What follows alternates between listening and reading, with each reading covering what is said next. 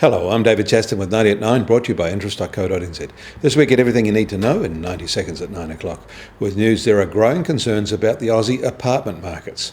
But first, jobs growth in the private sector in the US rose sharply in November to its second highest level in the past 11 months, and 24% higher than the equivalent month a year ago. This data comes just before the next US non-farm payrolls report on Saturday. Markets are expecting 175,000 job gains in that survey, which is much less than today's ADP actuals, so a better result is on the cards.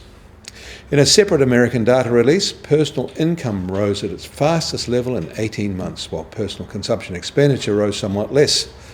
The real interest in this data is in the inflation component, and that was elevated at 1.7% and compares with 1.3% in the same month a year ago.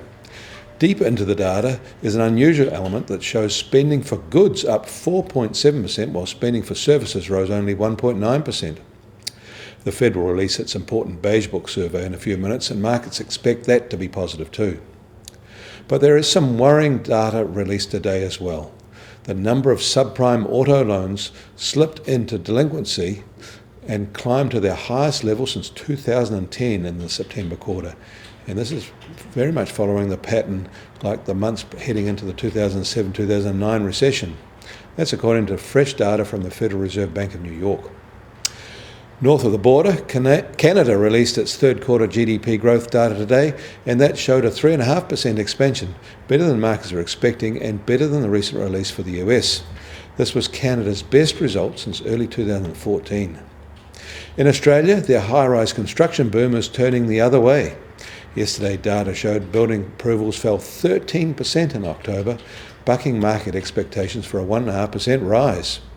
The number of approvals for high-rise apartments dropped 40% to a two-year low. Bankers are worried, although no one is saying that there will be a market bust or a bloodbath.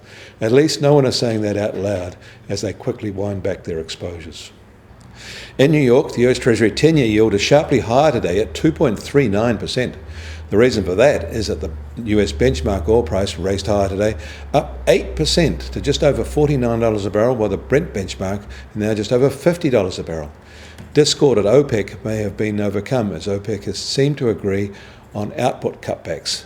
That agreement appears to reduce total OPEC output to 32.5 million barrels per day at a time that demand from OPEC and non-OPEC suppliers seems to be rising at 1.2 million barrels per day. If the agreement holds, it seems likely that higher crude oil prices will be the result. The gold price, however, sank sharply and is now at $1,171 an ounce. New Zealand dollar is a little lower today at 70.9 US cents. On the cross rates, it is higher at 95.8 Aussie cents, and against the euro is it up to 66.9 euro cents. The TWI is at 76.9. I'm David Chaston. That was 90 at 9, brought to you by interest.co.nz.